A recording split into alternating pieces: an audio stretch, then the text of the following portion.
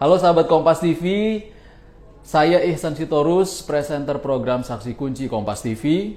Jangan lupa terus perbaharui informasi Anda dengan menyaksikan informasi terbaru yang independen dan terpercaya di YouTube channel Kompas TV. Dan jangan lupa klik subscribe, like, komen, dan share, serta aktifkan tanda lonceng untuk mendapatkan informasi terbaru dari YouTube channel Kompas TV. Terima kasih, sampai jumpa. Selamat sore, Bu Rini. Selamat sore Mbak Cindy.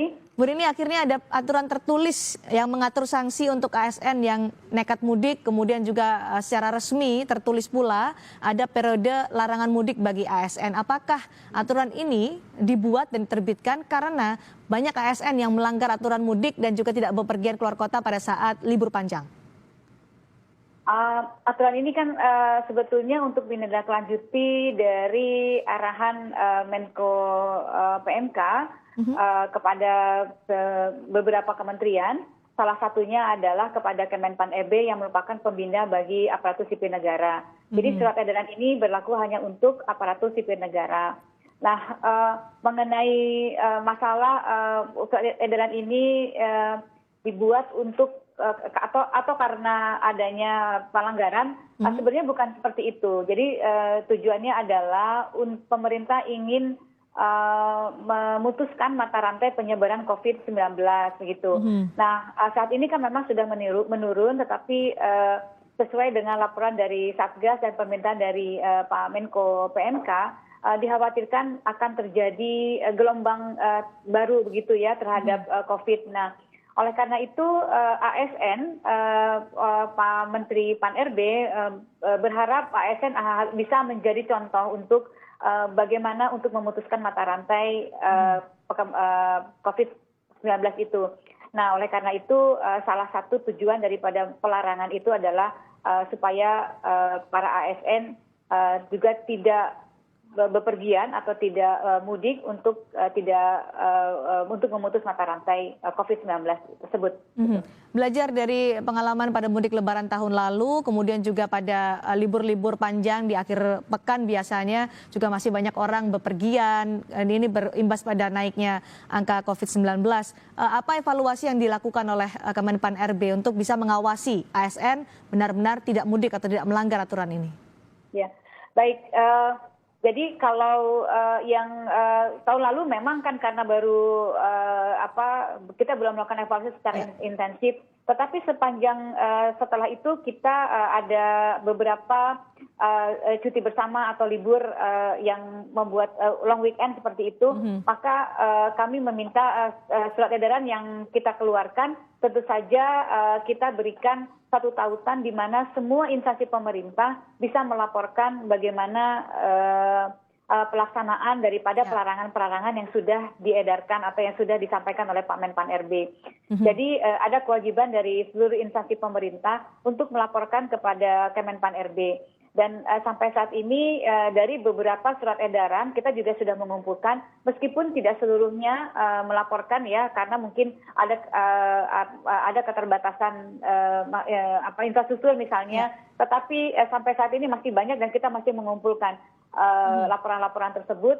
Tapi sudah cukup banyak. Untuk instansi pemerintah pusat sendiri sudah banyak yang sudah melaporkan kementerian dan lembaga. Daerah-daerah pun juga sudah kita melakukan pelaporan. Dari yang selama yang kami terima ya, dari 2 surat edaran yang sudah kita terima itu, 98 lebih itu sudah mematuhi aturan.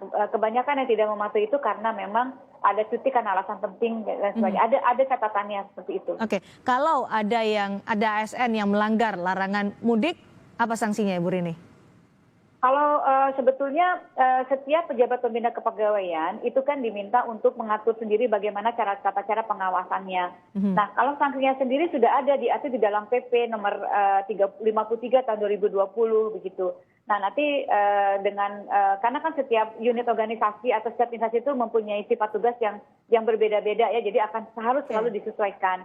Nah, oleh karena itu tetap ada aturannya mengacu kepada PP nomor 53 tahun 2010 begitu. Itu saja sebenarnya tata caranya juga sudah ada begitu. Oke, apa bedanya dengan larangan-larangan keluar kota dan berlibur pada waktu-waktu sebelumnya, Bu Rini, sanksinya?